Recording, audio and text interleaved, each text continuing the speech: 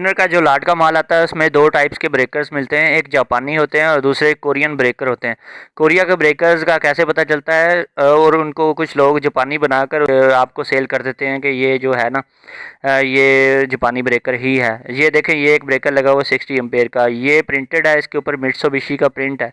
ये जापानी ब्रेकर की पहचान है, इसको गौर से देख लें। ये 60 एम्पेयर का लगा हुआ है इन्वेस्ट 2.2 किलोवाट के इन्वर्टर के साथ, और ये पीवी में लगाया हुआ है। 4 पैनल्स लगे हुए हैं इसमें 545 वाट के। ये मित्सुबिशी जापानी ब्रेकर है, ओरिजिनल जापानी है क्योंकि इसके ऊपर प्रिंटेड है। और जो दूसरा ब्रेकर है वो ये बैटरी में लगा हुआ है, 25 mm की वायर लगी हुई है इस इन्वर्टर के साथ।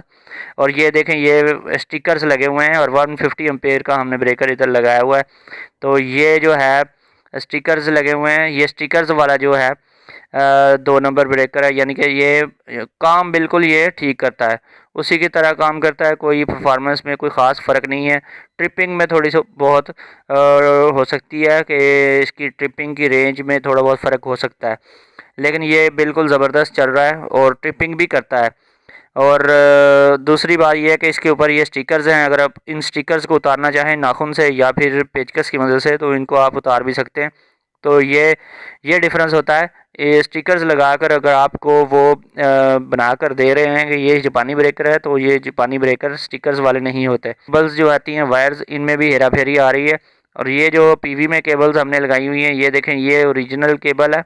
और ये जो है ये इधर ये भी लाट के माल में से ली है, लेकिन ये ओरिजिनल केबल नहीं है 25 mm की जो बैटरी के साथ लगाई हुई है। अब ये केबल जो है पीवी के साथ लगी हुई है, ये 16 mm की केबल है।